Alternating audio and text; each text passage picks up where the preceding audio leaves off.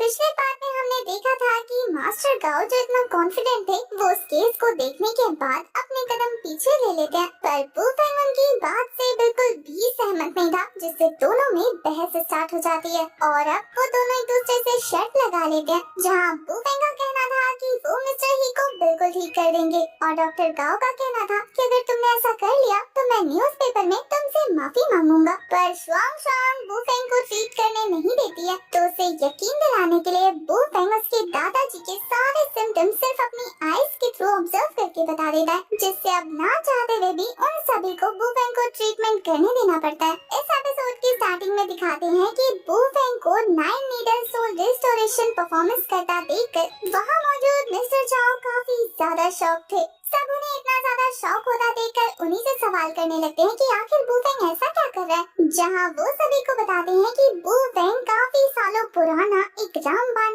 इलाज परफॉर्म कर रहा है। मैंने इसके बारे में सिर्फ अपने मास्टर से सुना था, लेकिन मेरी इतनी ज्यादा जिद करने के बाद भी वो मुझे कभी इसे सिखा नहीं पाए, क्योंकि उन्हें भी प्रॉपर तरीके से नहीं आता था। पर मैं ये देखकर हैरान हूँ कि ये लड़का इतनी कम एज में इस चीज को अच्छे से सीख चुका है। फिर वो शुआंग से कहते हैं कि बेटा अब तुम चिंता मत करो, तुम्हारे दादाजी बिल्कुल ठीक हो जाएंगे। वहीं शुआंग बहुत ज्यादा क्यूरियस होकर पूछ रही थी कि मिस्टर चाओ क्या ये मेथड जो ये परफॉर्म कर रहा है इसमें कोई खास बात है। मिस्टर चाओ शुआंग से कहते हैं कि बेटा बस इतना जान लो कि हमारे एंशिएंट मेडिकल स्कूल्स में इस 9 नीडल मेथड के बारे में सिर्फ इतना कहा जाता है कि टॉप क्वालिटी के एंशिएंट अल्केमिस्ट इसे जानते थे और ये उस जमाने के सुप्रीम मेथड्स में से एक हुआ करता था। अगर हम इसे डिवाइन नीडल कहें तो इसमें कुछ गलत नहीं होगा। ये मिस्टर चाओ तो इस मेथड के हाथ धोकर पीछे पड़ गए और फिर जैसे जैसे वुफेंग उन नीडल्स को लाइन वाइज इंजेक्ट करके जा रहा था, वैसे वैसे मिस्टर चाओ उसकी और ज्यादा डिटेल्स बताते जा रहे थे।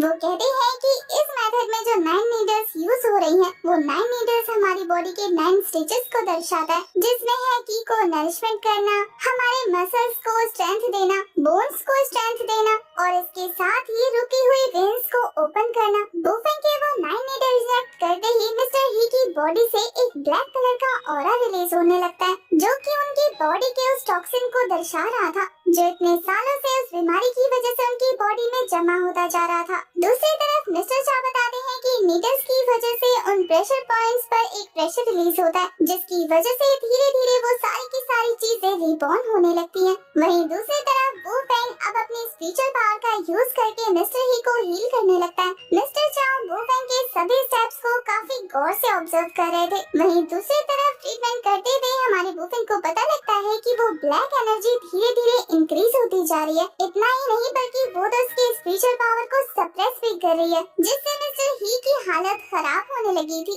ये देखकर शुआंग चिढ़ते हुए कहती है कि वुफेंग आखिर तुम क्या कर रहे हो, मेरे ग्रैंडपा की हालत और ज्यादा खराब क्यों हो रही है। सभी लोग परेशान हो रहे थे। वहीं सभी को पैनिक करता देखकर वुफेंग कहता है कि थोड़ी देर के लिए मुझे शांति चाहिए, मैं चीजें अपने हाथ में ले रहा हूँ। ये बोलने के बाद वो 3 और नीडल थ्रो कर देता है उस एविल एनर्जी पर। वुफेंग जो कि ट्रीटमेंट कर रहा था वो कहता है कि इस एविल एनर्जी ने बहुत पतली वेन को चूज किया है छिपने के लिए, मुझे इसे हैंडल करने के लिए और ज्यादा नीडल थ्रो करनी होगी। उसके नीडल थ्रो करने के बाद वो एविल एनर्जी बॉडी को छोड़कर बाहर आ गई थी, जिसे देखकर वो कहता है कि अफसोस तो बस इस बात का है कि इसे नॉर्मल इंसान अपनी नॉर्मल आंखों से नहीं देख सकता। इसी एविल एनर्जी की वजह से मिस्टर ही पर कोई भी मेडिसिन काम नहीं कर रहे थे, पर अब जब ये बॉडी से बाहर आ गया तो इसे हैंडल करना मेरे लिए आसान होगा। ये बोलने के बाद अपनी स्पिरिचुअल एनर्जी का यूज करते हुए एक और नीडल थ्रो करके उस एविल एनर्जी को डिस्ट्रॉय कर देता है, पर ऐसा करते ही मिस्टर ही की हार्ट बीट रुक जाती है। मिस्टर ही की सांसें रुक गई थी और वो किसी तरीके का कोई रिस्पॉन्स नहीं कर रहे थे। शुआंग का तो ये देखने के बाद बहुत ज्यादा बुरा हाल हो जाता है। वो बहुत ज्यादा परेशान होते हुए अपने ग्रैंडपा को आवाजें लगाने लगती है। वहीं डॉक्टर गाओ को तो मौका मिल गया था वुफेंग को चढ़ाने का। वो वुफेंग पर हंसते हुए कहता है कि तुम मेडिसिन प्रैक्टिस करते हो या फिर कलाबाजियां करते हो, इस तरीके का स्टंट परफॉर्म करके क्या साबित करना चाहते थे। तुम्हारी वजह से ये इंसान जो 4 दिन और जी सकता था वो मारा जा चुका है और अब इसके मौत के जिम्मेदार सिर्फ तुम हो, इसलिए दफा हो जाओ यहाँ से।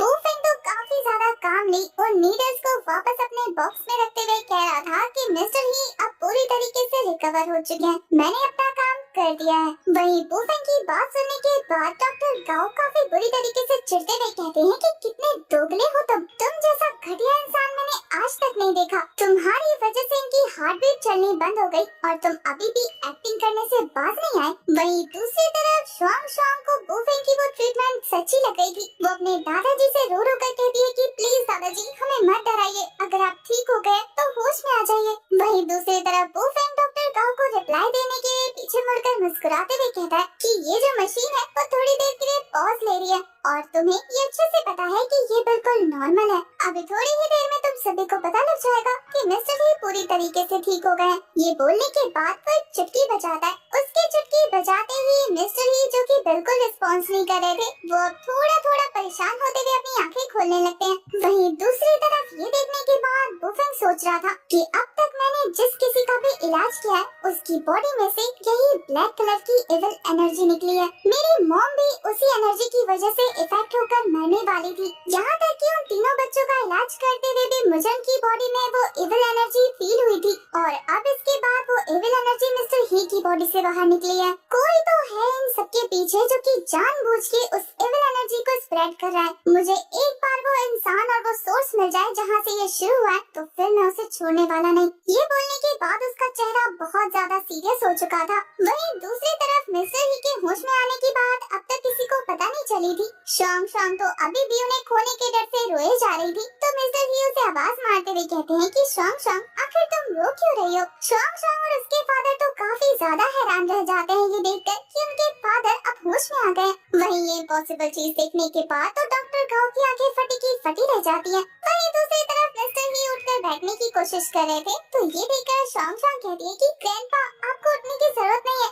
आप थोड़ा सा रेस्ट करिए। पर उसके ग्रैंडपा मुस्कुराते हुए कहते हैं कि मैं आखिर क्यों ना उठूं? क्या तुम चाहती हो कि इतने दिनों से बेड पे रहने के बाद मैं और बेड पे रहूं? मुझे और इस बिस्तर पे नहीं रहना, मुझे नीचे जाना है, चलना फिरना और दौड़ना है। ये सुनकर तो शुआंग काफी ज्यादा खुश होते हुए अपने ग्रैंडपा को गले से लगा लेती है और फिर वो नाराज होते हुए कह रही थी कि आपने तो मुझे डरा दिया, मुझे तो लगा कि मैंने आपको हमेशा हमेशा के लिए खो दिया है। वहीं मिस्टर ही के बेटे वो तो अपने फादर को होश में देखने के बाद यकीन नहीं कर पा रहे थे। वो कहते हैं कि फादर आप फाइनली होश में आ गए, आपको पता नहीं कि ये देखने के बाद मैं कितना ज्यादा खुश हूँ। मिस्टर ही शुआंग से कहते हैं कि बेटा मुझे नीचे ले चलो, मैं तुम्हारे साथ चल के एक्सरसाइज करना चाहता हूँ। और फिर बोर्ड की अंगड़ाई लेते हुए कह रहे थे कि इतने सालों से कोमा में रहने की वजह से मेरी तो सारी बॉडी अकड़ गई है, मेरी इन पूरी हड्डियों को थोड़ा हिलने डुलने की जरूरत है। डॉक्टर गाओ कहते हैं कि मिस्टर ही अगर आपको ऐसा फील हो रहा है तो ये बिल्कुल नॉर्मल है क्योंकि कोमा में रहने वालों को अक्सर ऐसा फील होता है। मैं आपको 3 टेस्ट बताता हूँ, आप वो करवा के देखिए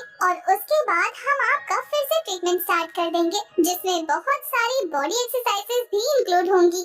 डॉक्टर गाओ को ऐसे बात करता देखकर जैसे कि उसने ही मिस्टर ही का इलाज किया है। मिस्टर ही काफी गुस्से में उसके पास जाते हुए कह रहे थे कि अपनी बकवास बनकर दोगले डॉक्टर, अब जब मैं होश में आ गया तो तू अपनी जबान चला रहा है। तुझे क्या लगा कि तूने जो मेरे बारे में कहा वो मैंने नहीं सुना? तूने मेरे घर वालों से कहा कि वो मेरे फ्यूनरल की तैयारी कर ले क्योंकि मेरे अंदर जीने की कोई उम्मीद नहीं बची।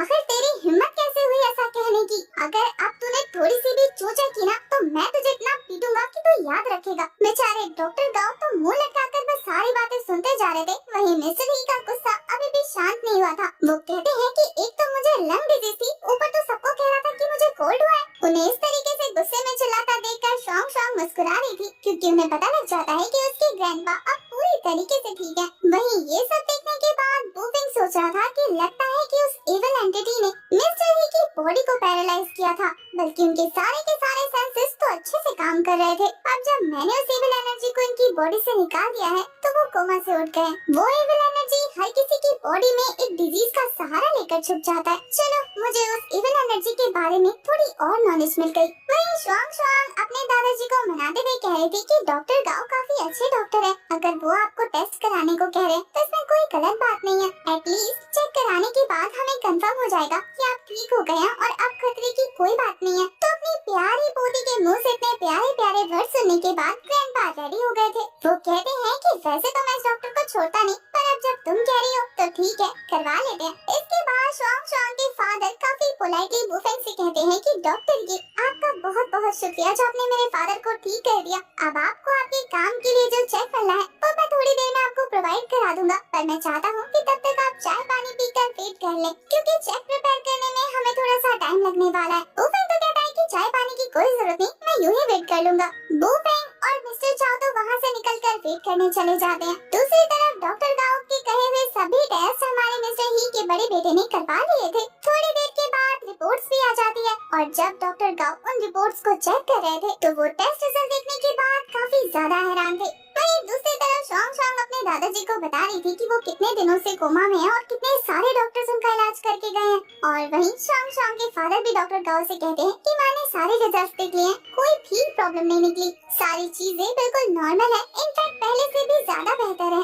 डॉक्टर गाओ इन टेस्ट के जरिए बुफेंग की कोई छोटी सी गलती पकड़ने वाले थे। वो ये देखकर हैरान रह जाते हैं कि सारी की सारी चीजें नॉर्मल है। वो पैनिक करते हुए कह रहे थे कि आखिर ऐसा कैसे हो सकता है, एक इंसान जो थोड़ी देर पहले मरने वाला था उसकी सारी के सारे लंग्स, सारी की सारी चीजें इतने अच्छे से कैसे काम करने लग सकती है। बेचैन होते हुए उसके मुंह से सिर्फ एक ही वर्ड बार बार निकल रहा था, ये इम्पॉसिबल है, ये बिल्कुल इम्पॉसिबल है। वो कहता है कि ये सारे के सारे टेस्ट अगर मैंने अपने हाथों से नहीं किए होते तो मैं इन पर यकीन नहीं करता, पर ये टेस्ट मैंने खुद से किया है और फिर भी मुझे यकीन नहीं हो रहा। डॉक्टर गाओ को इस तरीके से रिएक्ट करता देखकर मिस्टर ही चिढ़ते हुए कहते हैं कि अब तुझे इस बात से भी दिक्कत हो रही है कि मैं पूरी तरीके से ठीक हूँ, अब तू मेरे हाथों से एक मुक्का खाकर ही मानेगा क्या। वहीं दूसरी तरफ मिस्टर चाओ हमारे बुफेंग की तारीफ करते हुए कह रहे थे कि तुमने सच में उस मेथड को बहुत अच्छे से परफॉर्म किया, साथ ही अब तुम्हारी वजह से मैंने आंखों से देख लिया है कि आखिर वो 9 नीडल रिस्टोरेशन मेथड कितना ज्यादा पावरफुल है। मैं तुम्हारे बारे में बिल्कुल सही था, मेरा तुम पर यकीन अब पहले से ज्यादा स्ट्रॉन्ग हो चुका है, तुम सच में आगे चल के एक बेहद काबिल डॉक्टर बनोगे। बुफेंग तो काफी पोलाइटली मिस्टर चाओ से कहता है कि मैंने इतना भी कोई बड़ा काम नहीं किया, मैं एक डॉक्टर हूँ और मेरे लिए इतना करना बहुत छोटी सी बात है। दूसरी तरफ मिस्टर ही काफी खुश होते हुए मिस्टर चाओ से कहते हैं कि थैंक यू, तुम्हारी वजह से आज मेरी जान बच गई, तुम्हारी वजह से मुझे दूसरी जिंदगी मिली है। वही मिस्टर चाओ कहते हैं कि तुम इस बार गलत इंसान को थैंक यू कह रहे हो, वो इंसान जिसने तुम्हें बचाया है वो मैं नहीं हूँ। अगर मैं ये कहूँ कि मैं इस लायक ही नहीं हूँ कि मैं तुम्हें बचा पाता तो इसमें कोई बड़ी बात नहीं है, तुम्हें बचाने वाला और मौत के मुंह से बाहर लाने वाला ये यंग लड़का है, इनसे मिलो, ये एक एंशिएंट एल्केमिस्ट ये बुफेंग है। मिस्टर ही तो सोच में पड़ जाते हैं कि मिस्टर चाओ के लिए भी मुझे बचाना नामुमकिन था, आखिर यंग लड़के तुमने मुझे बचाया कैसे, पर इसके लिए तुम्हारा शुक्रिया कि तुमने आखिर तक हार नहीं मानी और सबके मना करने के बावजूद भी तुमने मुझे बचाया। आज से अगर तुम्हें किसी भी तरीके की कोई परेशानी हो तो सबसे पहले आकर मुझे बताना, क्योंकि आज से तुम्हारी सारी परेशानियाँ मेरी परेशानियाँ होंगी। ये सुनकर तो बुफेंग उनका शुक्रिया अदा करने लगता है कि उन्होंने बुफेंग के बारे में इतना सोचा। वहीं दूसरी तरफ मिस्टर चाओ मिस्टर ही से कहते हैं कि तुम्हें पता है ओल्ड मैन, इस इंसान ने तुम्हें किस मेथड के थ्रू बचाया, इसने तुम्हारे ऊपर 9 नीडल रिस्टोरेशन मेथड का यूज किया। मिस्टर ही को भी 9 नीडल रिस्टोरेशन मेथड के बारे में पता था, इसलिए वो एक्साइट होते हुए कहते हैं कि क्या तुमने उसे मेरे ऊपर यूज किया। फिर वो छोटे बच्चे की तरह बुफेंग से कहते हैं कि मैं चाहता हूँ कि तुम ये मेथड एक और बार मेरी बॉडी पर ट्राई करो, इससे मैं और ज्यादा हेल्दी हो जाऊंगा। पर बुफेंग कहता है कि नहीं, किसी भी हेल्दी इंसान के ऊपर ये मेथड यूज नहीं कर सकते। मिस्टर ही तो उस मेथड को देखने के लिए इतने ज्यादा एक्साइट थे, वो मिस्टर चाओ से कहते हैं कि क्यों ना बुढ़े इंसान तुम बीमार हो जाओ, जब ये तुम्हारे ऊपर इलाज करेगा तो मैं उसे अच्छे से देख लूंगा। वहीं उन लोगों के बातों के बीच में डॉक्टर गाओ मौका पाकर वहाँ से खिसकने की तैयारी कर रहे थे, पर बुफेंग इतनी आसानी से उन्हें यहाँ कहाँ से बच के जाने देने वाला है। वो कहता है कि डॉक्टर गाओ आखिर इतनी भी क्या है जल्दी जाने की, शायद आप भूल गए हैं कि आपने कुछ घंटों पहले मुझसे क्या प्रॉमिस किया था। अगर आपके दिमाग पे जोर पड़ रहा हो तो मैं आपको याद दिला दूं। डॉक्टर गाओ तो कंफ्यूज होते हुए कहते हैं कि असल में तो मैं लिखने की तैयारी करने जा रहा हूँ, अब इसको न्यूज़पेपर पे छापना है तो थोड़ा अच्छे से छापना होगा ना, प्रेजेंटेबल तरीके से, ताकि लोगों को पढ़ के पता लगे कि तुमने कितना महान काम किया है। शॉन्ग शॉन्ग के फादर कहते हैं कि आप इतनी तकल्लुफ क्यों कर रहे हैं, आप घर जाके भी तो लिखेंगे ना, तो मैं आपकी थोड़ी सी परेशानी दूर कर देता हूँ। पेन यहाँ पर हाजिर है, पेपर आपको मिल जाएगा, बस लिखना शुरू कीजिए। अब ना चाहते हुए भी मिस्टर ही को वहाँ खड़े खड़े एक लेटर लिखना पड़ता है और फिर वो ये लेटर लिखने के बाद बुफेंग को पकड़ा देते हैं। बुफेंग मिस्टर ही को देते हुए कहता है कि अब इसे नेशनल न्यूज़पेपर पे छपवाने की जिम्मेदारी आपकी है। तो इस पर डॉक्टर गाओ ने मना करते हुए कहते हैं कि उसकी कोई जरूरत नहीं, बल्कि मैं ही सभी फेमस मीडिया में खुद जाकर अपॉलॉजी दूंगा कि मैंने एंशिएंट एल्केमी को कितना ज्यादा हल्के में लिया। ये बोलने के बाद डॉक्टर गाओ उनसे परमिशन लेकर वहाँ से जा रहे थे। डॉक्टर गाओ को वहाँ से जाता देखकर मिस्टर ही उन्हें रोकते हुए कह रहे थे कि ठीक है चले जाना, पर मेरी एक एडवाइस लेते जाओ। वैसे मैं जानता हूँ कि तुम एक अच्छे डॉक्टर हो, पर तुम्हें अभी भी बहुत कुछ सीखने की जरूरत है। पेशेंट को इस कंडीशन में मत डालो कि उसके आसपास के लोग बहुत ज्यादा परेशान हो जाए। अगर तुम्हें किसी चीज का ट्रीटमेंट नहीं आता हो तो उसे किसी और डॉक्टर के हवाले कर देना, पर गिव अप करने को मत कहना। डॉक्टर गाओ ये नसीहत लेने के बाद वहाँ से चले गए थे। वहीं उनके जाने के बाद मिस्टर चाओ वुफेंग से कहता है कि यंग मैन, मैं तुम्हारा स्टूडेंट बनना चाहता हूँ, तो तुम्हारा इस बारे में क्या ख्याल है? क्या तुम मुझे सिखाओगे? शुआंग शुआंग तो काफी ज्यादा शौक होते हुए कहती है कि क्या मिस्टर चाओ आप इसे अपना टीचर बनाना चाहते हैं? ये तो आपसे कितना ज्यादा छोटा है, कैसे इतनी नॉलेज है कि आप इसे अपना टीचर बना पाओ? मिस्टर चाओ तो वुफेंग को ग्रीट करने लगते हैं, पर वुफेंग उन्हें रोकते हुए कह रहा था कि मिस्टर चाओ आप ऐसा कैसे कर सकते हैं? आप मुझसे बहुत ज्यादा बड़े और रेपुटेटेड हैं। आप मुझे अपना टीचर बनाने के बारे में क्यों सोच रहे हैं? मैं आपका टीचर नहीं बन सकता, लेकिन हाँ, मैं आपसे प्रॉमिस करता हूँ कि मैं कुछ भी नया सीखूंगा तो आपको जरूर बताऊंगा, आपसे बिल्कुल नहीं छुपाऊंगा। वहीं शुआंग शुआंग को भी यही सही लग रहा था। वहीं मिस्टर चाओ वुफेंग से कहते हैं कि मुझे वो 9 नीडल मेथड सीखना है, ये मेरी बचपन की ख्वाहिश है और हमारे फील्ड के डॉक्टरों में बस एक मास्टर की ही तो कमी है जो मुझे चाहिए। तुम्हें अपनी उम्र के बारे में बिल्कुल नहीं सोचना चाहिए, मुझे तो बस एल्केमी मेथड सीखना है और तुम उसके लिए बहुत अच्छे कैंडिडेट हो, तो मेरा मास्टर बनने में तुम्हें कोई शर्म महसूस नहीं होनी चाहिए। ये बोलने के बाद मिस्टर चाओ वुफेंग को ग्रीट करते हुए उसे अपना मास्टर बना ही देते हैं और वुफेंग ये देखकर हैरान रह जाता है। इसी के साथ हमारा ये वाला एपिसोड हो जाता है खत्म।